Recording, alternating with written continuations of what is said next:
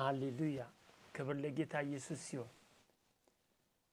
ሻሎም ቅዱሳን ሁላችሁንም በተለያየ ስፍራ ላይ ያላችሁ በዓለም ዙሪያ ሰላም ላለው እግዚአብሔር ጸጋው ሰላሙ ሁሉ ከናንተ ጋር ይሁን።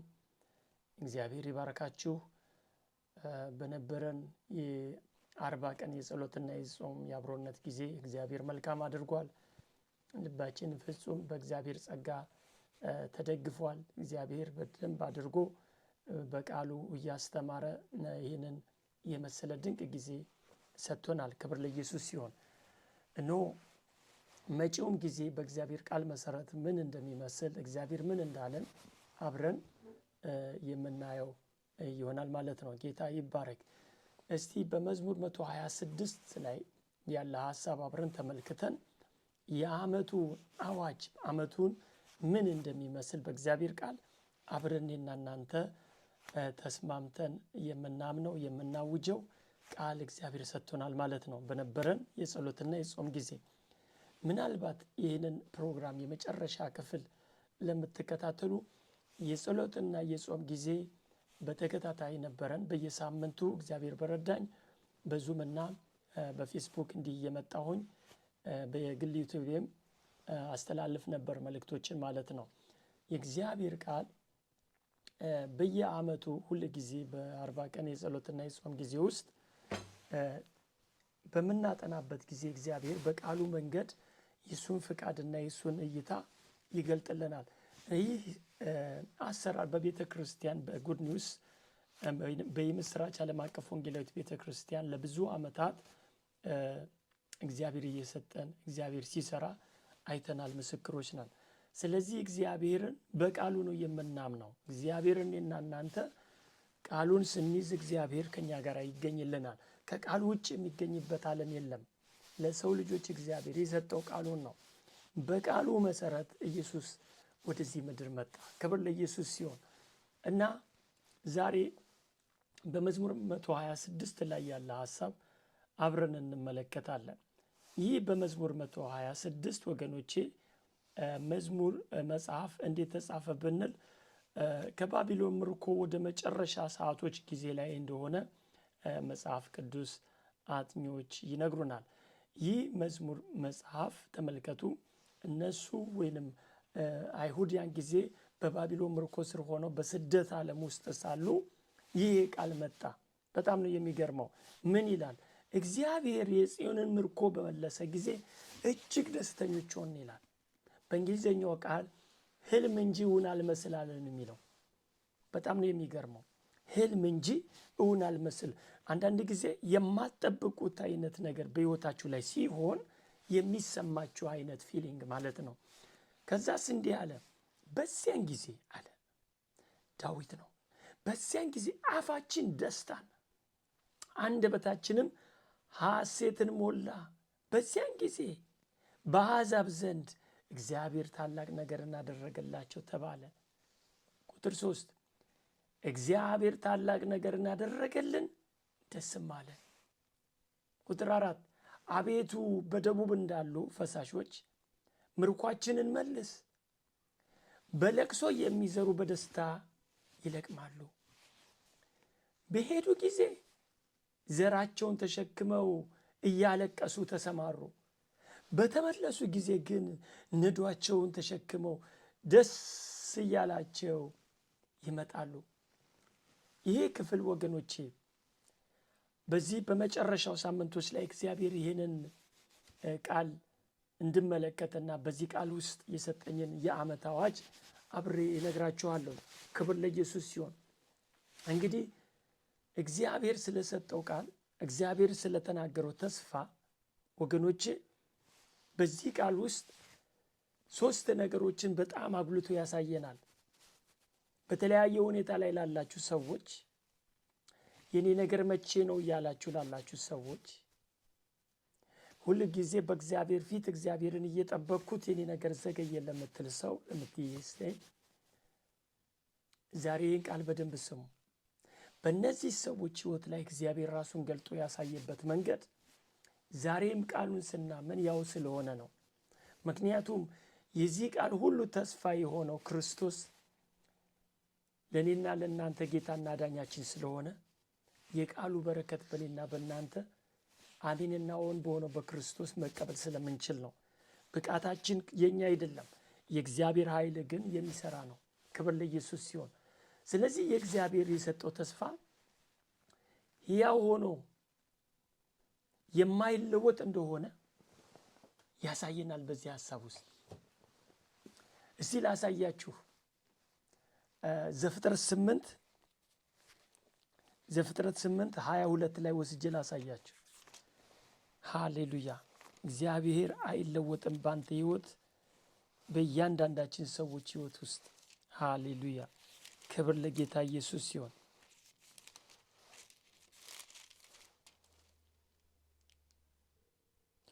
8:22 ላይ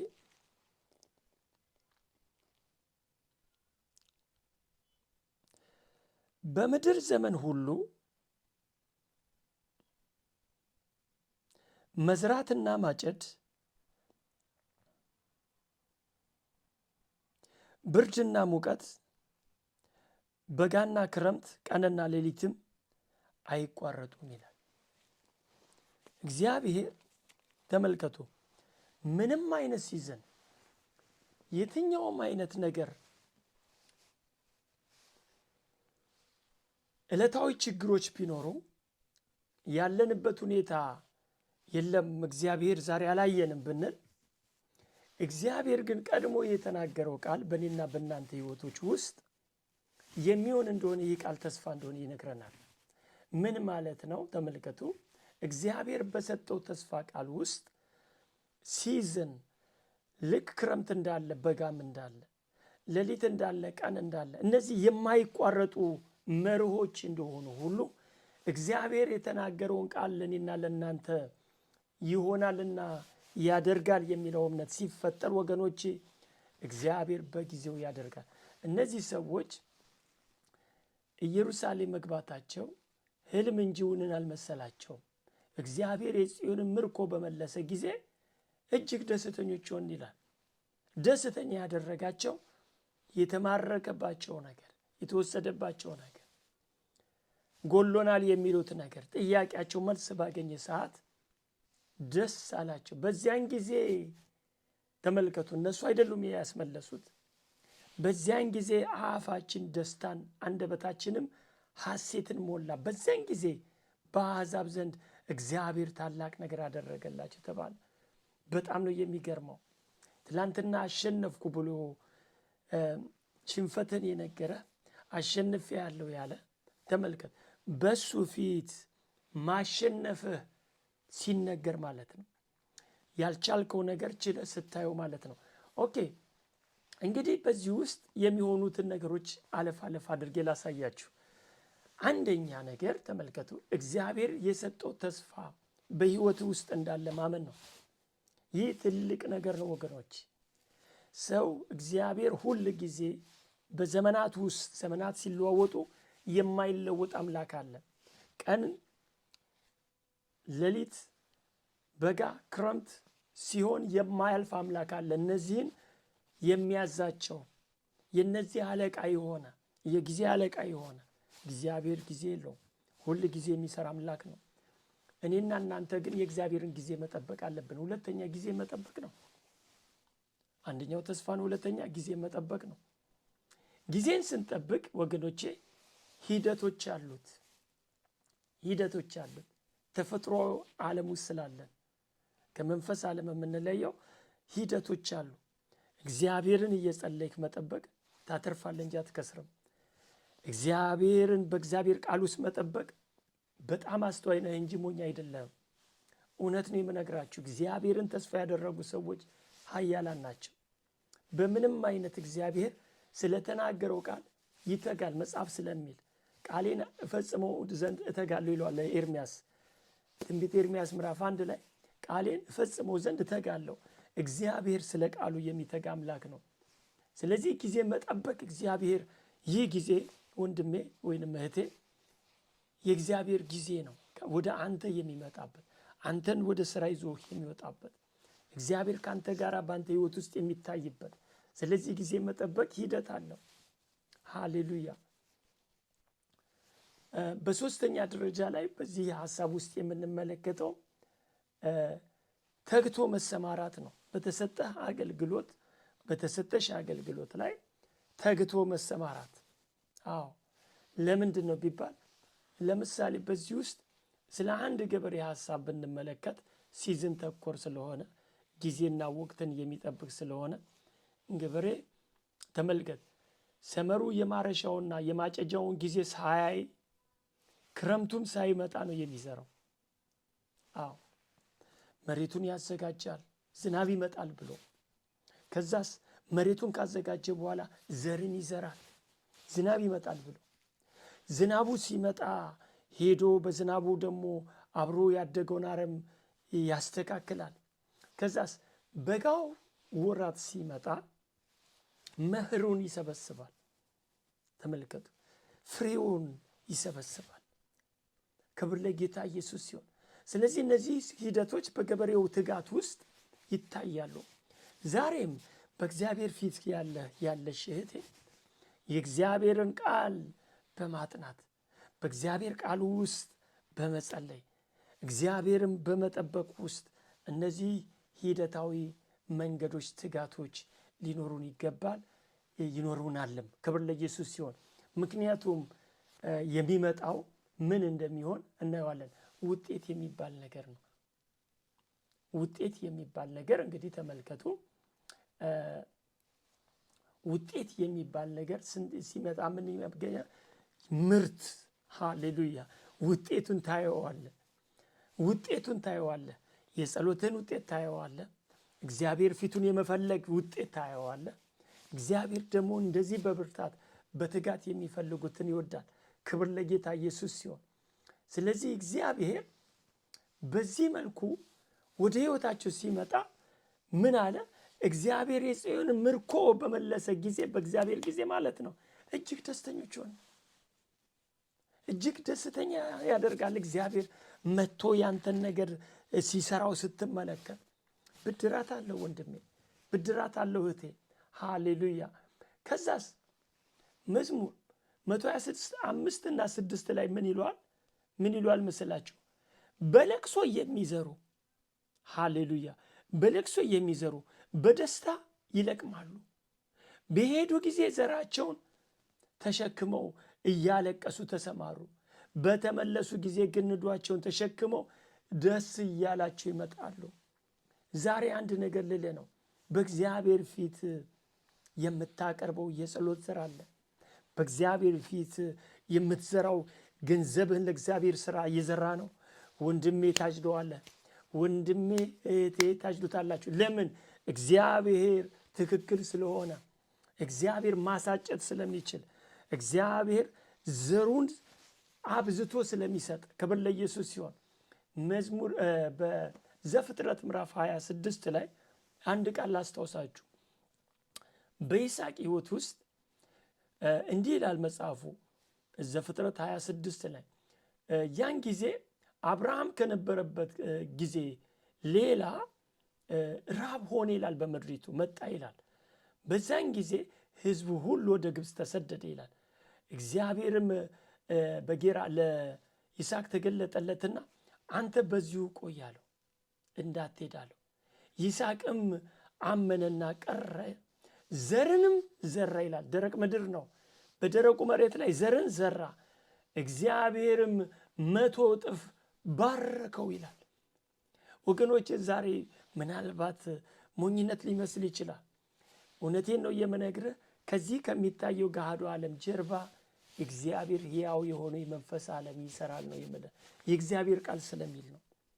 የአንዳንዱ ፊዚካል ዛሬ የምንመለከተው ዓለማት ጀርባ የእግዚአብሔር ዓለም አለ፣ እግዚአብሔር የሚሰራበት። እግዚአብሔር የሚሰራው ደግሞ በቃሉ ነው። ክብር ለኢየሱስ ሲሆን፣ እንግዲህ እግዚአብሔር ባረከ። ሃሌሉያ! እግዚአብሔር ሲባረክ ወገኖቼ በሕይወታችሁ ላይ አስደናቂ ነገር ነው የሚሆነው። እነዚህ ሰዎች ዘራቸውን ይዘው ነው እያለቀሱ ሄዱ፣ ተሸክመው እያለቀሱ ተሰማሩ። በተመለሱ ጊዜ ግን ነዷቸውን ተሸክመው ደስ እያላቸው በውጤት ተመለሱ ይላል። ሃሌሉያ! በዘዳግም 28 ላይ ሄዳችሁ ማየት ትችላላችሁ። ሃሌሉያ። እንግዲህ በአራተኛ ደረጃ ላይ ማነሳው አዝመራ መኸር ነው። መንፈሳዊ ሲድ ነው። መንፈሳዊ ዘር ነው። ለነፍስ የሚሆን ነው። የሚታይ ነው። ሃሌሉያ። ማቴዎስ ወንጌል ምዕራፍ 9:37 እስከ 38፣ ዮሐንስ ወንጌል ምዕራፍ 4:35 ታገኙታላችሁ። መንፈሳዊ ዘር ነው። እኔና እናንተ እግዚአብሔር ፊት ባልነበረን ጊዜና በምናሳልፋቸው ነገሮች ዘርን እያቀረብን ነው። የጸሎት ዘር ይዘን፣ የምስጋና ዘር ይዘን፣ የምልጃ ዘር ይዘን እነግርሃለሁኝ እየተቀበልነው ነው። እነግርሃለሁ መጪው ጊዜ ባንተ ትቀበለዋለህ። ለምን? እግዚአብሔር እንዲህ ስለሚያደርግ። ሃሌሉያ። ክብር ለጌታ ኢየሱስ ሲሆን በዚህ ዓመት ላይ እግዚአብሔር ያለኝን ሐሳብ ልነግራችሁ ፈልጋለሁ። በዚህ ዓመት በ2026 የሚሆነው ወገኖቼ፣ በ2026 የሚሆነው እግዚአብሔር በቃሉ የሚለው እኔ የማምነው ያመንኩትን መመነግራችሁ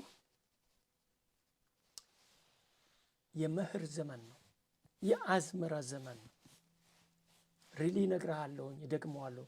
የመኸር ሃርቨስቲንግ ታይም ነው። እግዚአብሔር እውነቴን ነው የምነግርህ፣ በረከትን በእጅህ የምትይዝበት እግዚአብሔር የባረከው ዘመን ነው። እኔ የምነግርህ እግዚአብሔር በልቤ ያመንኩትን ቃል ነው። ኮንቲኒው እግዚአብሔር በነገረን ዓመታቶች ውስጥ እንደ ቃሉ ሲሰራ ነው ያመንኩት። የምኖርበትም የህይወት ስርዓት የእምነት ቃል ይባላል። የእግዚአብሔርን ቃል በቀጥታ አምነዋለሁ። በመዝሙር 126 በሰዎች ህይወት ላይ የሆነው ዛሬም ያስደንቅሃል፣ ደስ ያሰኛሃል። ተመልከት፣ ምን ይፈጠራል? ደስ ይላል። አንድ ላይ ሁለተኛ ላይ ተመልከት፣ አፋችን ደስታን አንደበታችንም ሐሴትን። በጣም እውነቴን ነው የምነግርህ፣ የበረከት ቃል ብቻ ነው ካፍ የሚወጣው። ምክንያቱም ከእግዚአብሔር መንፈሳዊ በረከት የተነሳ። ለምን? ባንተ ፊዚካል ላይ ባንተ የሰውነት ዓለም ላይ ስለሚገለጥ ስለሚታይ ደስ ሰዎች የሚያዩና እግዚአብሔር በትክክል ባርኮሃል ይሉሃል። ሃሌሉያ። እግዚአብሔር ታላቅ ነገር አደረገልን ትላለህ። ይህ ነው የሚሆነው በ2026 በመጪው ዓመት ውስጥ የሚሆነው ይሄ ነው። እግዚአብሔር ደስ ያሰኛል። በደቡብ እንዳለ ፈሳሾች ምርኳችንን መልስ ይላሉ። ምርኳችንን በክርስቶስ ኢየሱስ በመስቀል ላይ በሆነው በፈሰሰው ቅዱስ ደም እግዚአብሔር በማይጠፋ በረከት ባርኳል። ወንድሜ 2026 ላይ እግዚአብሔር ጋር ወጥተህ የምትሰራበት የምትሰማራበት ፍሬንም የምትይዝበት የምታይበት ዓመት ነው እያልኩ ነው። ሃሌሉያ። ስለዚህ እግዚአብሔር ይህንን አድርጓል። በ2026 አንድ ነገር አድርግ። ጎልን አስብ። ምንድነው የተጠራኸው? ምንድነው ዓላማህ? ለዛ በትጋት ውጣ። እግዚአብሔር በፊትህ ቀድሞ ሲያከናውንልህ ታያለህ። ከዛስ ይስሐቅም ዘራ ይላል በእምነት። ረሃብ ነው እኮ ያለው የሚታይ ነገር ግን ዘርን ዘራ፣ እግዚአብሔር 100 እጥፍ ባረከው ይላል። የእግዚአብሔር ቃል የሚሰራ ነው። መንፈሳዊው ዓለም ላይ የእግዚአብሔር እጅ ይሰራል፣ በኑሯችንም ላይ ይገለጣል። ዛሬ የመቆሜና የማወጅ ሚስጥር እግዚአብሔር አምላክ ነው። እግዚአብሔር በተናገረው ቃል ውስጥ አልፎ እንደሚሰራ አንደበቴን ከፍቼ ያወጅኩ። በዚህ ቃል መሰረት በጌታ በኢየሱስ ክርስቶስ ስም ዘመናችሁና የእናንተ የሆነ ነገር ሁሉ የተባረከ ይሆን። በዚህ በመዝሙር 126 ላይ ልክ እግዚአብሔር የዘላለም አባቱ እንዳልከው ልክ በአዝመራ እንደተደሰተ መኸሩን እንደሰበሰበው በጣም ደስ እንዳለው ገበሬ በነገሮቻችሁ ሁሉ ላይ መከናወንን ይስጣችሁ። በጌታ በኢየሱስ ስም እንደ እግዚአብሔር ሰው እባርካችኋለሁ። 2026 ባንተ ቤት በረከት ነው ያለው። ባንተ ቤት ሰላም ነው ያለው። ባንተ ቤት መከናወን ነው ያለው። በናዝሬቱ በጌታ በኢየሱስ ስም ብሩካን ናችሁ። ሻሎም